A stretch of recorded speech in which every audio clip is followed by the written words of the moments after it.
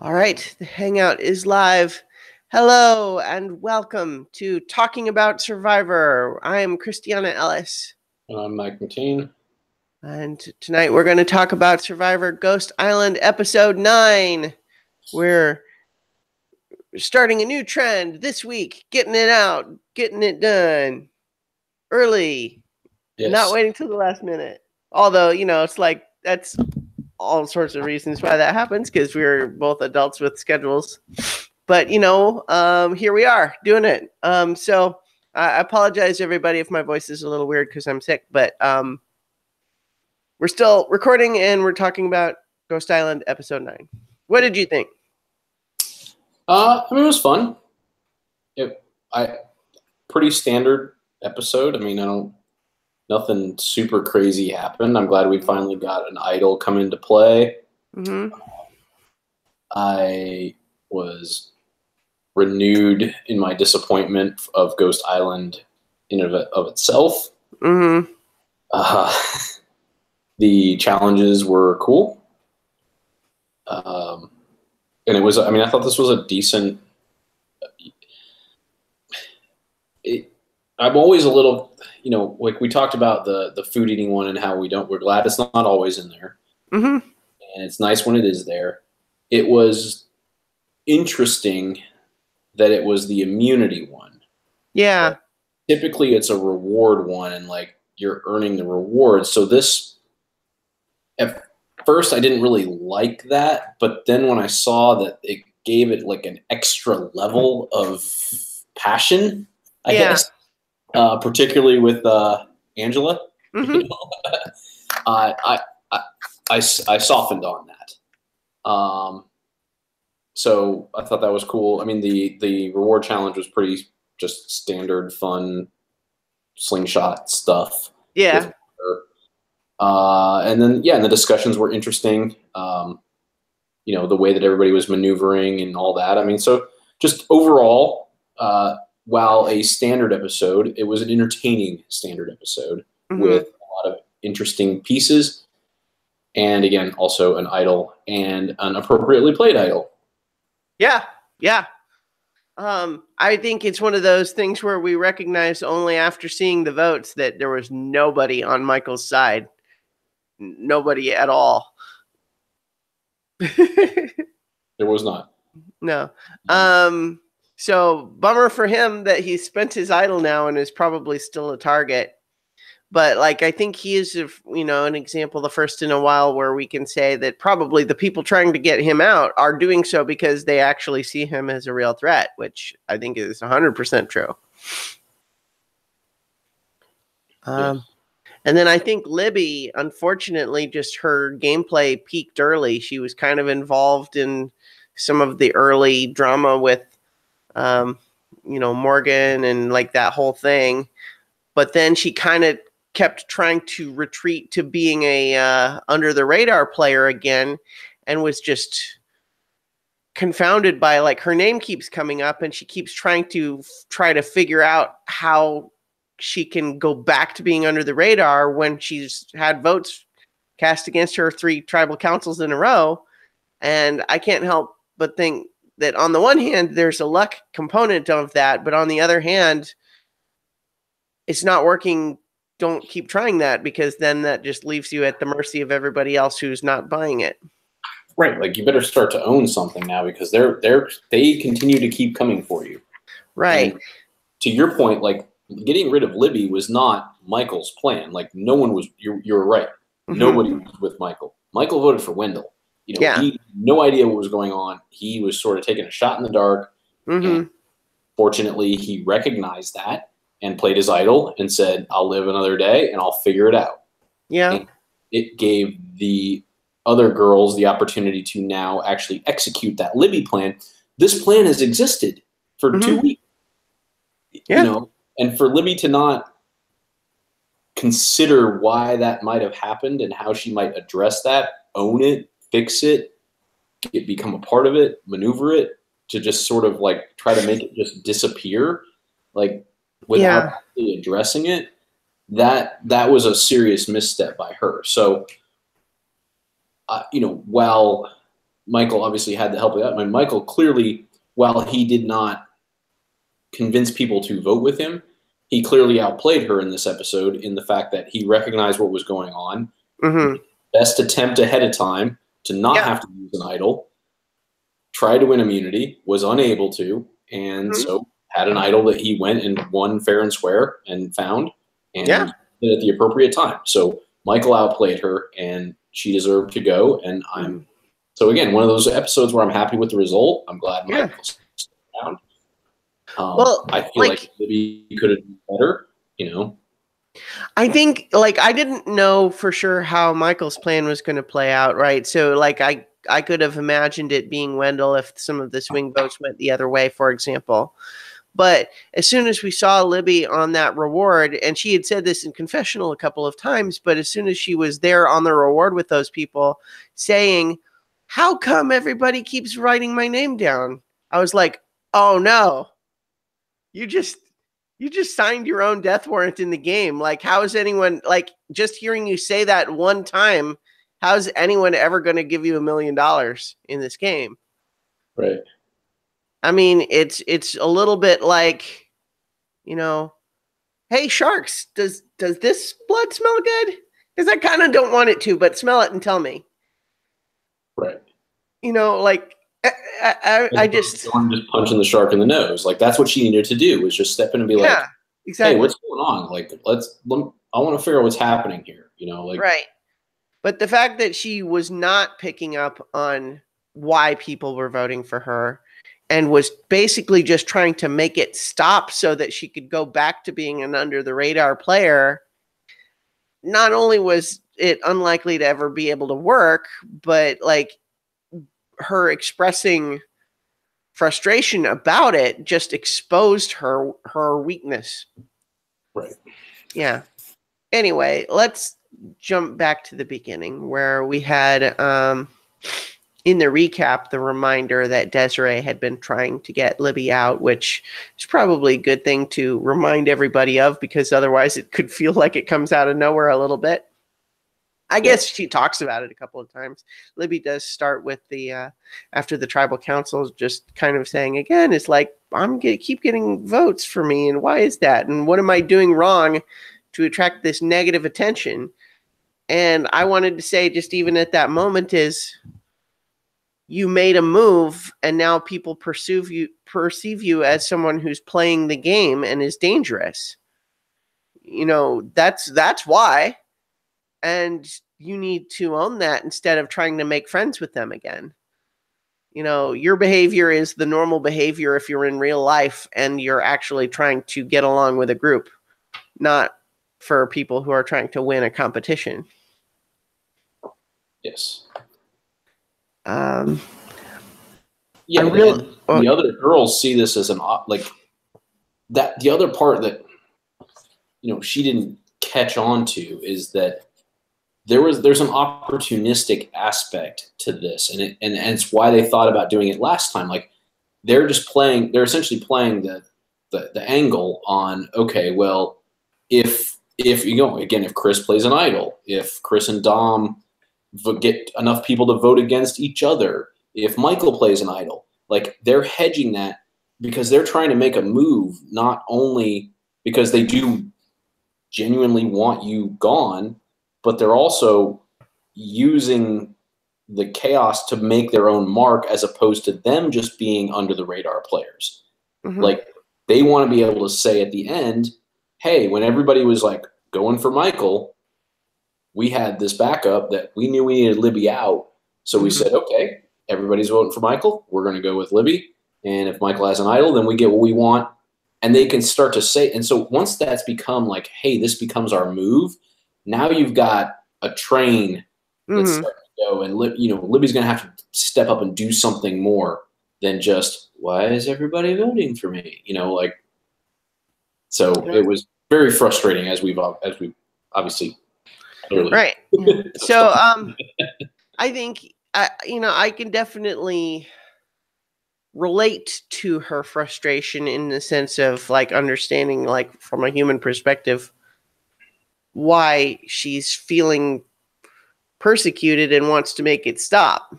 But again, it's not the proactive attitude that is needed in this game, especially at this point in the game where you have to be starting to be aware of what you would say to a jury if you were in the final tribal council.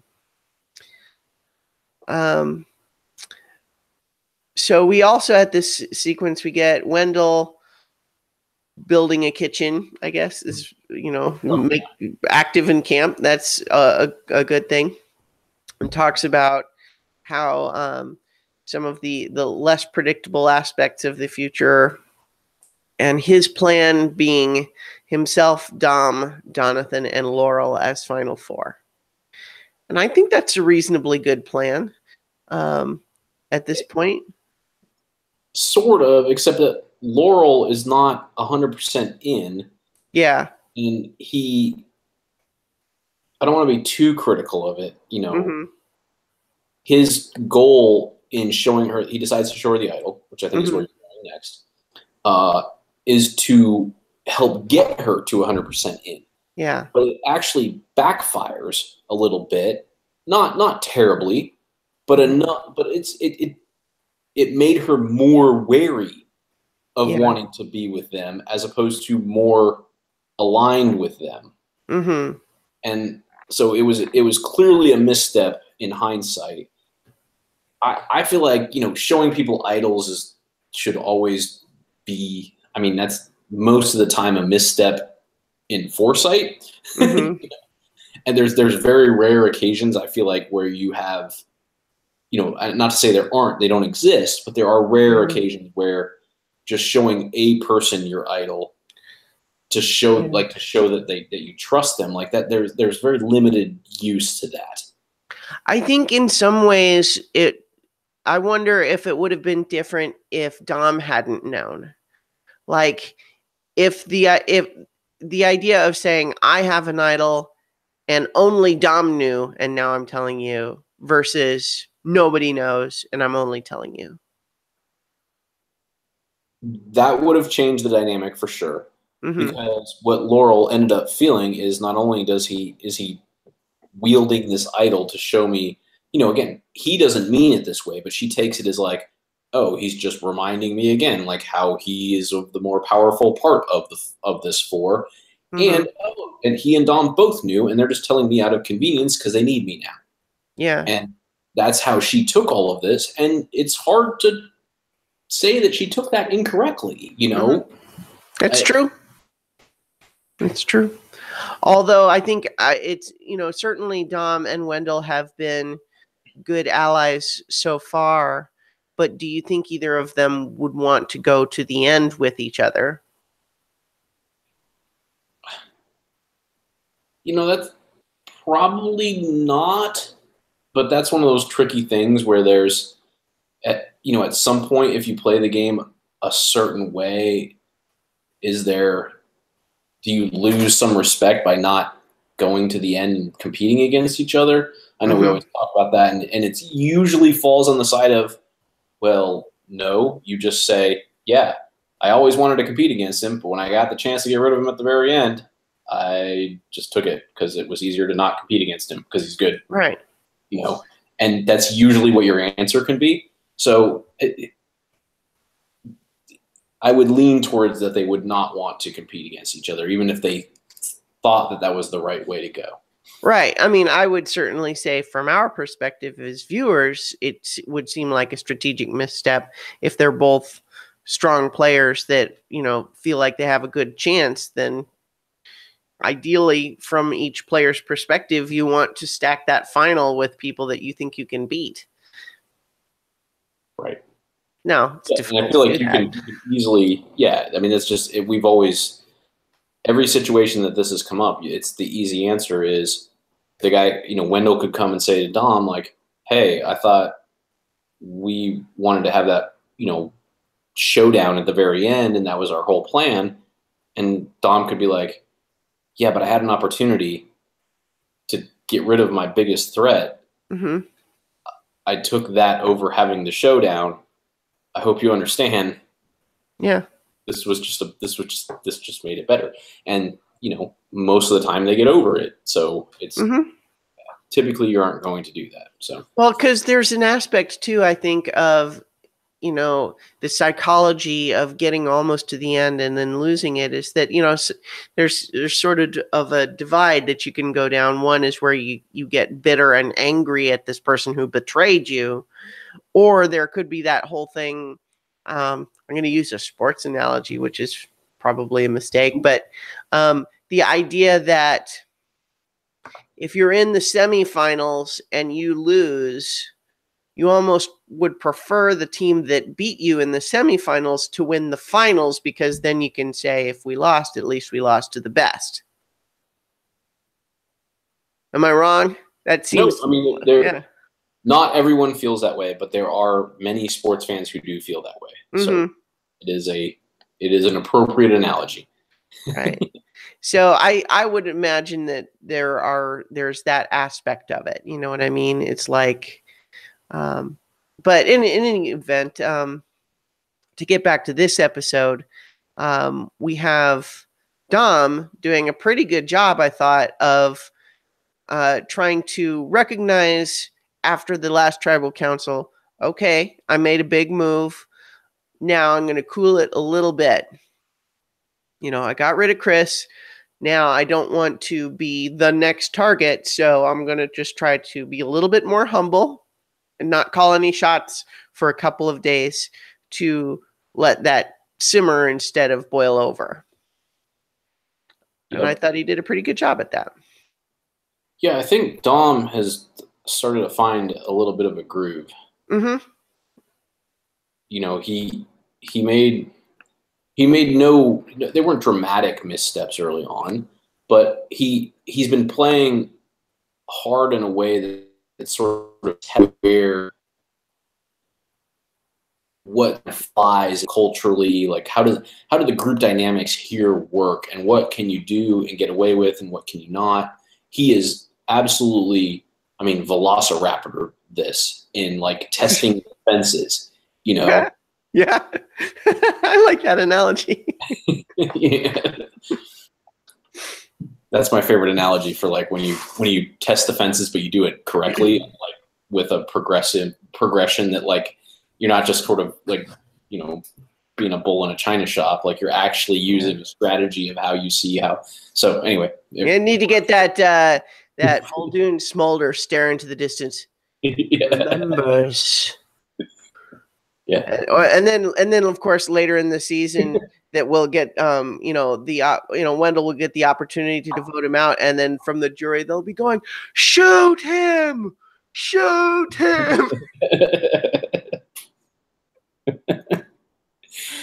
Well, you took that analogy a little further, but yeah. Well, I like that movie. Where were we? Okay, so we have so we talked about Wendell and Laurel. We talked about Dom. And then we have Laurel, I think, at a point where I like what she's thinking and what she's saying in camera, but she is definitely getting to a point where I think she is going to I think she's got the capacity to make moves and be a power player through to the end here. But it's time for her to be a little more proactive. I think she's got herself in a good spot, but it's time for her to step it up a little bit, I think. Yeah. And her being one of the people who voted for Libby probably helps in that regard. Meaning, just even if it's a minority, it's a small group within the majors who made something happen, So let's see. We have the reward challenge, and it's the race with the slingshots. It's pretty simple, but I like the element of having to run back and forth between each successful target, and just the idea of each person has to fire at least once before just having the same person run back and forth. I think those are just elements that made for a good challenge. Yeah, I do like when they do that, when, there's kind of a sweet spot in here, which I think they hit with this one of you want them to be able to get their strongest player out there if they can, but you don't want someone who's just sit and just own the whole like shooting thing, So the fact that they have to rotate, but yet it's not like they're in a forced full team rotation. Right. They don't have to go 1 through 4, 1 through 4, 1 through 4. Like you literally have to take a break, let somebody else go, and then you can go again. So even if you're good, you still have to let other people out there, which I felt like this was a good compromise to what sometimes frustrates me when you're just sitting there watching and then you have to deal with let somebody else have a chance. Let somebody else have a chance. Or, someone just dominating the whole thing and then it's not even interesting. You have those two extremes typically. And this just takes that factor out of the challenge. And I like that. So. Well, and then we had the purple team. I kept wanting to call them Navidi, even though it's not really appropriate anymore. Wouldn't pay attention to that anymore. Yeah. Well, even Probst called them orange and purple in this one because they're not Navidi and Malolo anymore. But the purple team did figure out earlier this idea of clearly Wendell and Laurel are better, are going to be the best at this. So if the rules say everyone has to fire at least once, say, okay, everyone else go out there and do it once. And if you don't hit it, then just come back. And then we'll just let the people who managed to hit it go back. Right. Just keep rotating. Yep. Yeah. So like if you miss once, don't keep trying. Just come back. And I thought that was a really good idea. Yep. And even the Orange Tribe started doing that after they realized what was happening, but it was too late. And so it was the winning team has to pick someone from the losing team. They went back to drawing rocks because there's no obvious way to pick who it should be. And it ended up being Jenna.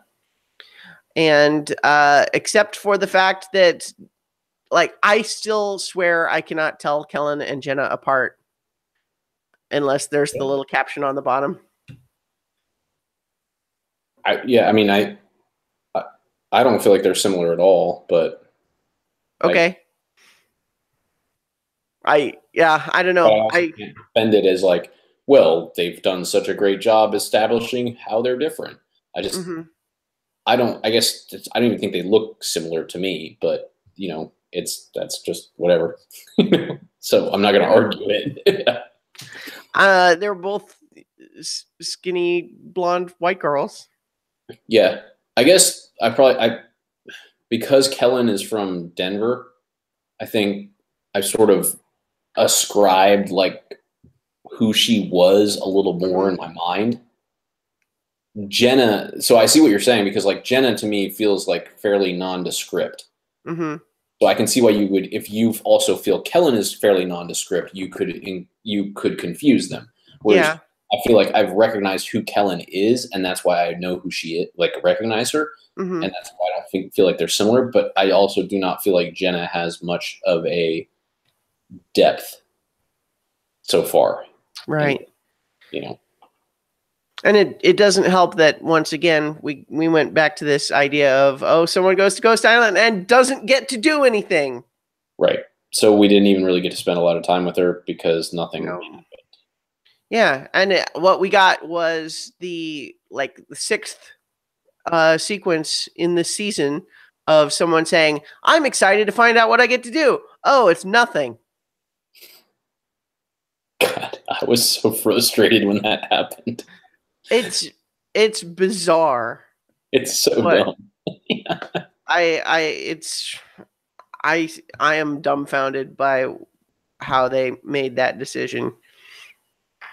Like even if it ends up just being like extra food or something, let them do something. Anyway, we've had that discussion already. Yep. The reward feast at the Tiki Taco Hut was looked pretty great. I was watching that and thinking I could go for some of that right now. Yep. the guacamole and stuff. Wendell still kind of primarily motivated in trying to make his Final Four plan work. Was happy to have Laurel and Donathan there because those are the, he feels like Dom's solid, but Laurel is maybe more up in the air. So having Laurel and Donathan there try to solidify those bonds, keep them strong. And this is where Libby was just like, why was my name written down? And gets people sort of answering. It's like, well, people kind of sort of thought you were allies with Michael because you kind of were. And you also, got someone on our team voted out when we were trying to stay Navidi strong. And, or never mind, that's not right. She did get Morgan voted out, but Morgan was Navidi and Libby was originally Malolo. I'm just looking at the Wikipedia right now because I've totally lost track of all that. Right. But Libby is the one that Morgan said not to trust. Yes. Because I think that there was, in that episode where Morgan got voted out, there was this this thought that they could count on her, and turned out no. Right. So if you're Libby, you got to take a step back and say one of the most liked contestants of the season so far, on her way out, said, "Don't trust her." Mm-hmm. Maybe you should think back on that and what happened there as to why you might be getting votes. Mm-hmm. You've been established as a non-trustworthy person based on that. Yeah. So you should try to from it and try to figure out else. Anyway. Yeah. And obviously, it's not like she's been getting just votes constantly. What happened was that, she got voted out this time, obviously. Last time, Angela and Desiree voted for her. And then the time before that, it was only Bradley. Right.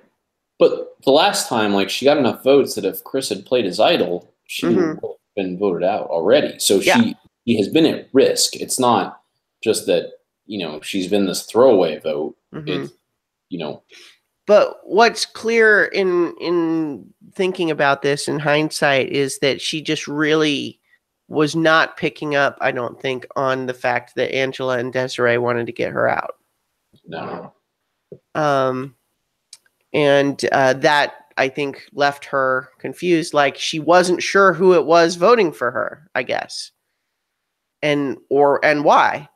And unfortunately, that's one of the skills you kind of need to have in Survivor, is the ability to try to figure out who's coming against you so you can do something about it.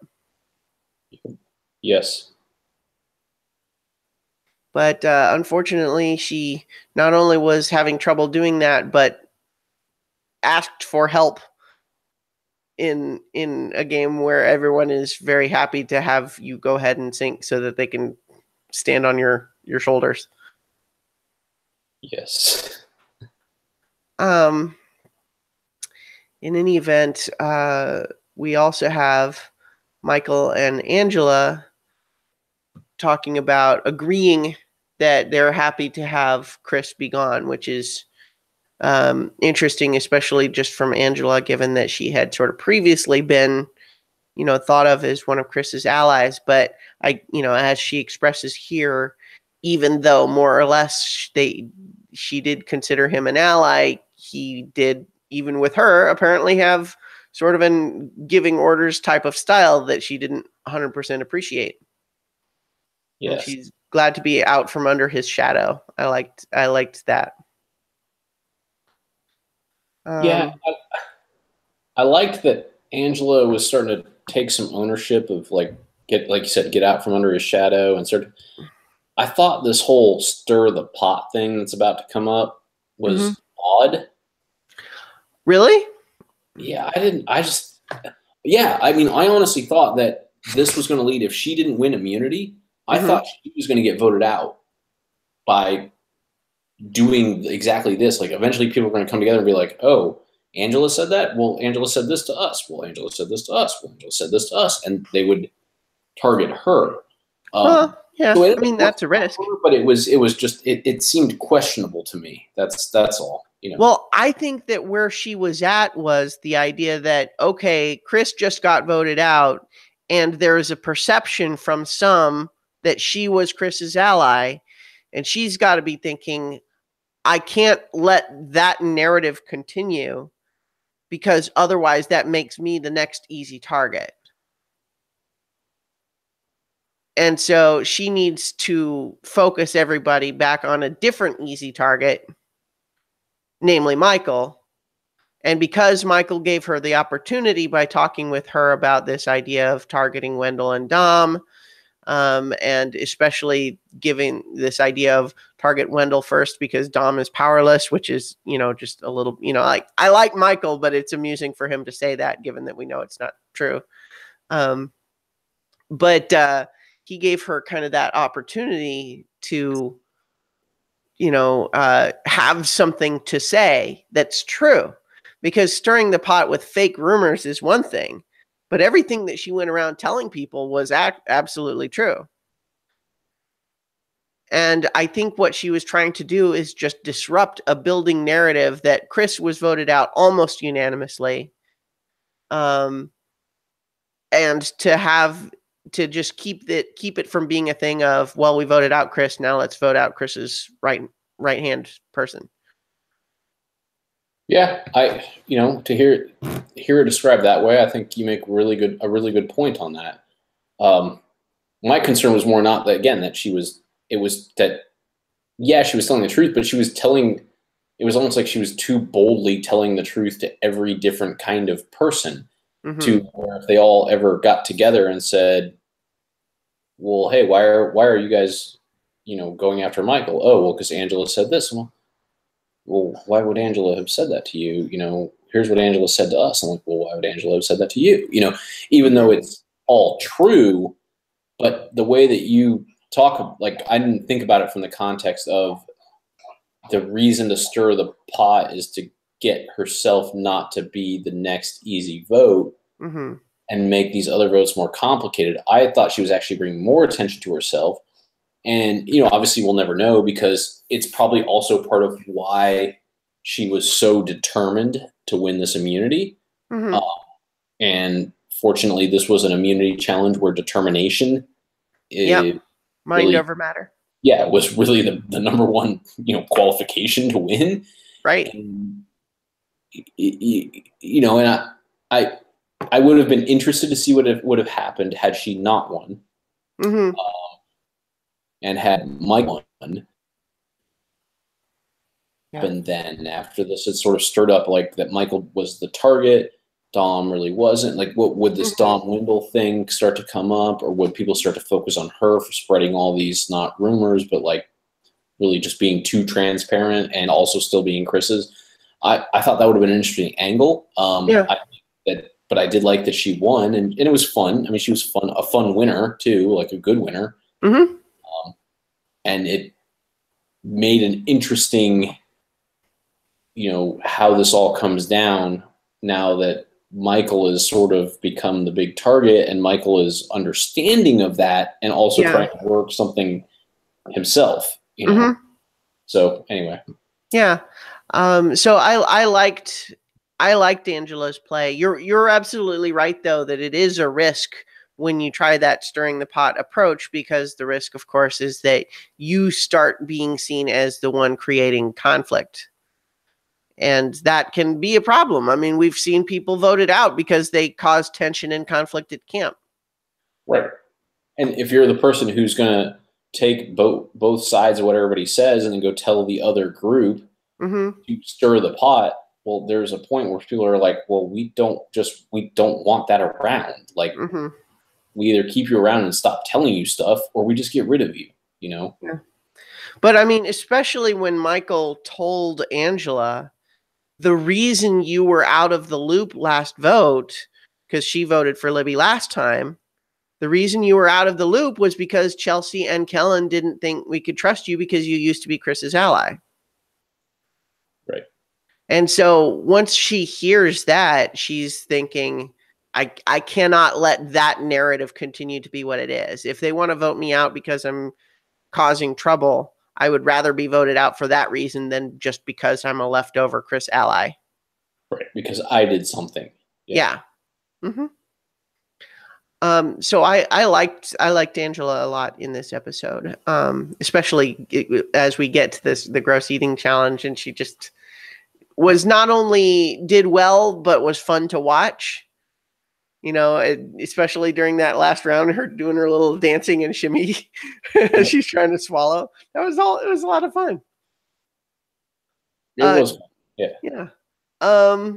I thought it was interesting that as we got started, Probst made a note for with the fish, at least, that the fish were caught by local fishermen for local consumption, and the eyes were like donated. So, like, this idea, presumably, that the show is trying to say we're not out there catching, taking fish away from the local fishermen to do this or something. I don't know if that's totally the concern, but he did seem to make a point of it. Mm-hmm. I thought it was interesting that Wendell didn't even try the fish eyes. He just did not even try. He just, on the one hand, I feel like I can respect not half-assing something. But on the other hand, like, what are you here for if you're not going to try everything? I don't know. Yeah, what? Yeah. I like Wendell sometimes, but I didn't like that very much. No, I didn't like that either. But in any event, we had from the first heat, Michael, Desiree, and Laurel moved on, and then Dom, Sebastian, and Angela each won the fish eye challenge. Then the second round was the grubs. We ended up with Michael, Sebastian, and Angela in the final three, and then the sea slugs, which we end up with Angela and Michael moving on, and Sebastian finishing the round with Gaggerific Bro, which I enjoyed.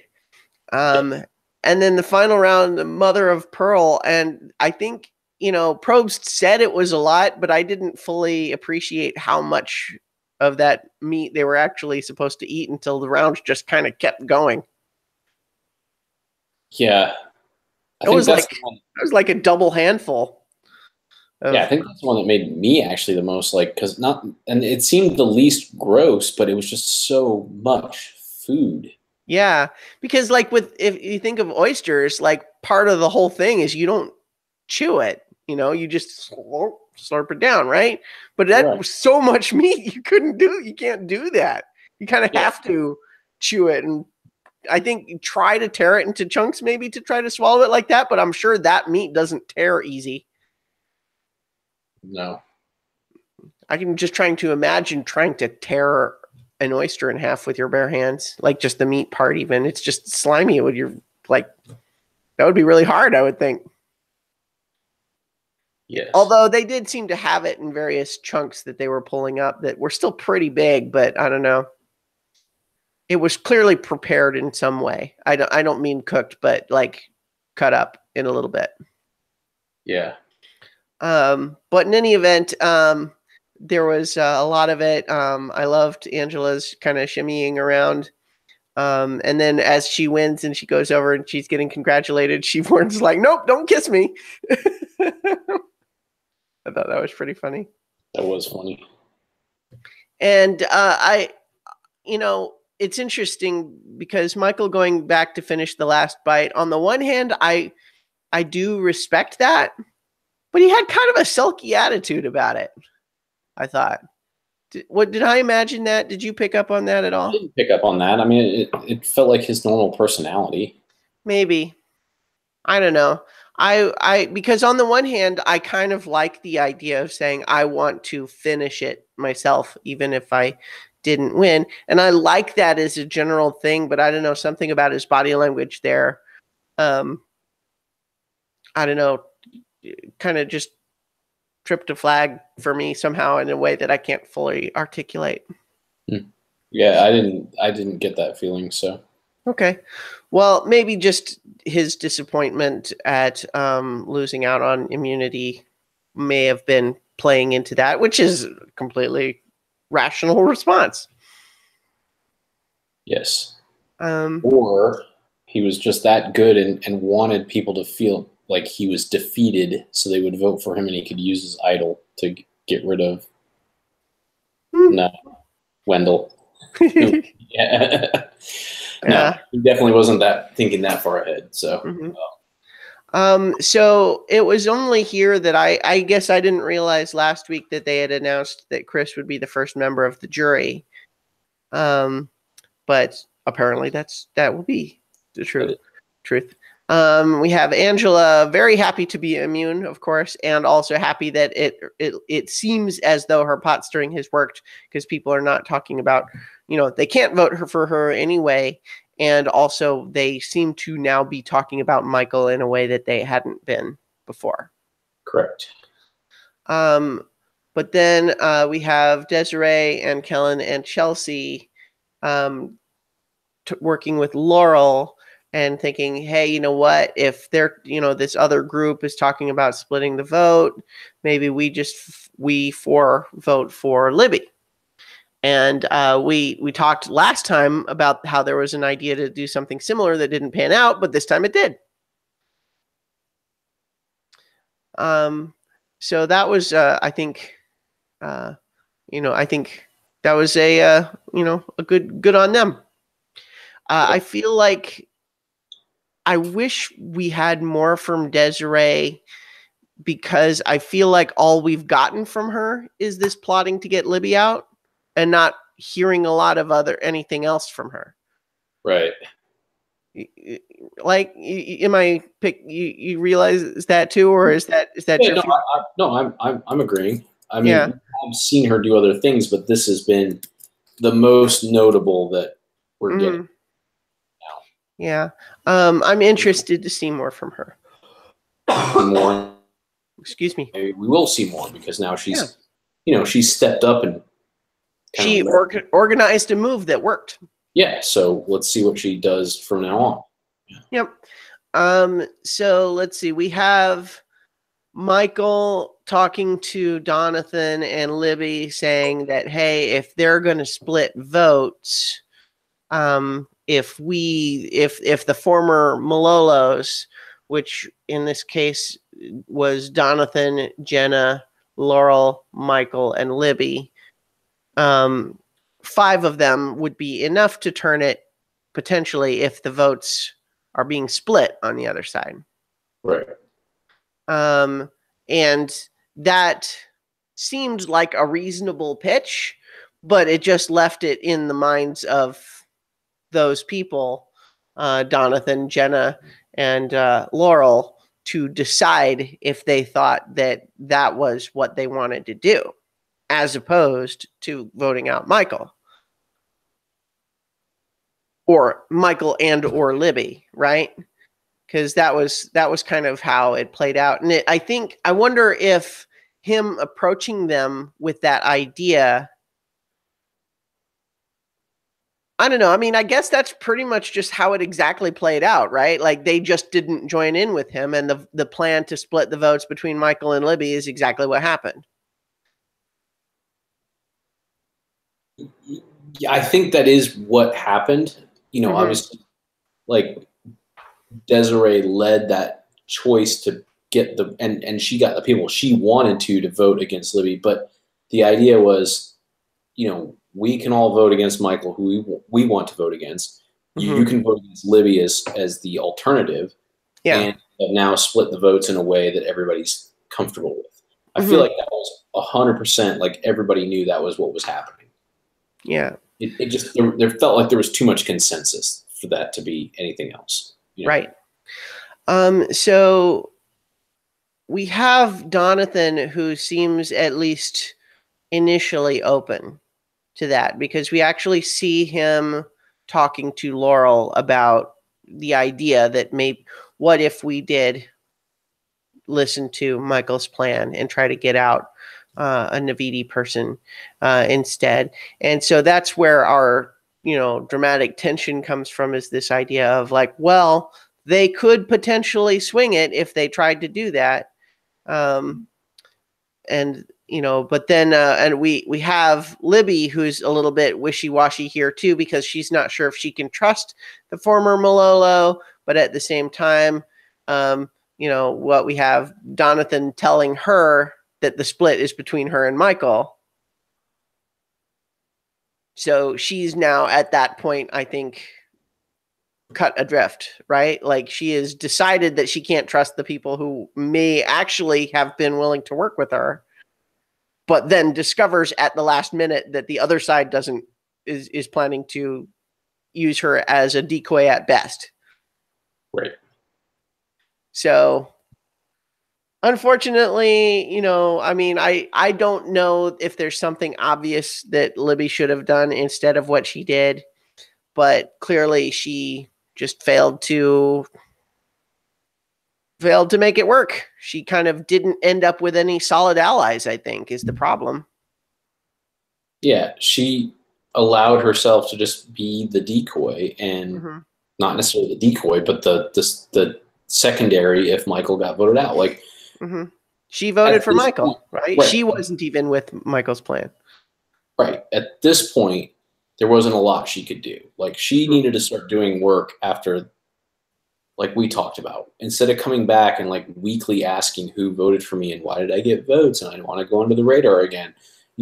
Start taking a little bit more ownership of her game at that point might have changed this narrative. Might not have, but what she did definitely was not effective. Right. So we have Wendell briefly talking about he's a little worried, but he's hoping not to have to play his idol. And honestly, during the tribal council, when he didn't play it, I was feeling more stress about it. Like, maybe I guess I bought into some of this red herring that he was maybe in more danger, because obviously it didn't turn out that way. And so he was ultimately right not to play it, but I felt watching it that he maybe should have. But obviously, once we see how lopsided the votes were, that nobody was on Michael's side, that I think he would know better than we did going in. And so he ultimately made the right decision, and he still has it, right? Yep.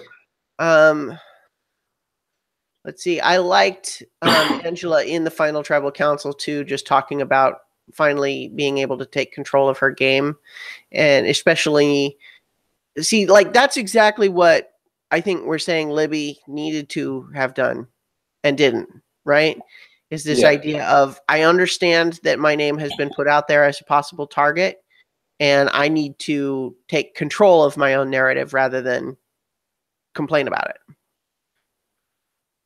Correct.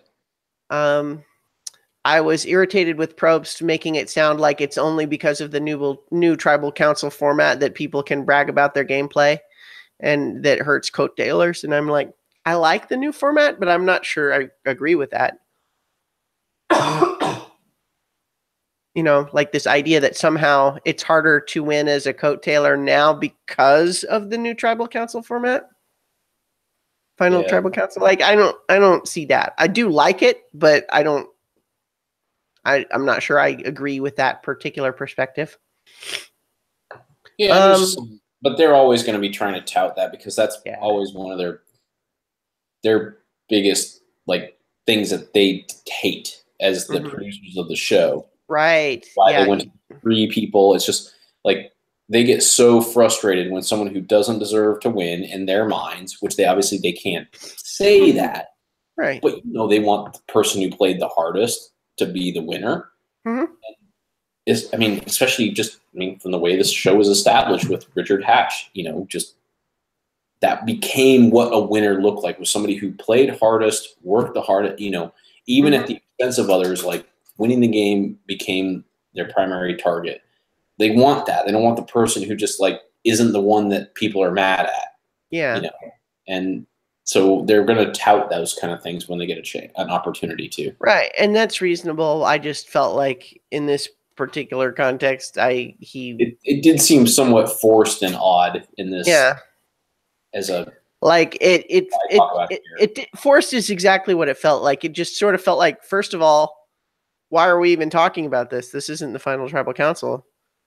Like, why did you even bring it up? That sort of thing. But that said, even though I think there's been a couple of times this season where we kind of commented on Probst maybe not necessarily being at the top of his game in a couple of spots, but that said, I was very pleased with Michael going up to play his idol and Probst holding it up and going, "This is not just a stick anymore." That was a good move. That was some good classic Probst. Yes. Especially just because it's the stick. The stick is such a great, just iconic Survivor thing. I like the stick. I'm glad it worked. It was finally, the curse was reversed on this one. Yeah. So it leaves Michael in a tough spot, but at least he's not voted out like he would have been if he didn't play it. So there you go. Right. He knows he's still a target. He's in a rough spot. He is going to have to try to take advantage of some of the divisions that do exist within the remaining players and hopefully win some immunities. But he's clearly a target and should be, because he's good. Yep. So next time we potentially have Desiree plotting against Dom, which I find interesting. I'd like to see them go against each other a little bit. More discussion of Navidi versus Malolo, which I'm increasingly finding bizarre that that's still a thing. Yeah, I mean, how far removed do we have to be before that becomes right? Not a, so yeah. Just to clarify, how in terms of the remaining players, former Navidi includes Angela, Chelsea, Desiree, Dom, Kellen, Sebastian, and Wendell. So that's 7. And then former Malolo remaining, Donathan, Jenna, Laurel, Michael. So 7-4 is pretty lopsided. And at that point, I can't help but think, especially since they were all mixed up so much, like, is it really even a thing at that point? If it was going to still be a thing, this was the time for it to be a thing. Anyway. And then in the final words, I think Libby was kind of like the last couple of people where they get voted out and they don't seem to have a full understanding of why. I think Libby, kind of like she expressed in some of the confessionals, was sort of in a position of saying, I'm not really sure what happened. Yeah, I didn't realize I was going to be targeted, even though I kept getting votes. Yeah, it's like, it doesn't matter if that was not your plan to not get targeted. Once that was happening, you need to do something about it anyway, rather than say, why are people targeting me? Correct. Anyway, I think I'm starting to lose my voice, which is good timing, or rather not good timing. It's good timing that we're finishing the episode because I'm starting to lose my voice. Fair enough. So we'll be back next week to talk about Survivor Ghost Island episode 10. And so thank you in the meantime for listening and or watching. And that's it. I already said the part about next week. All right.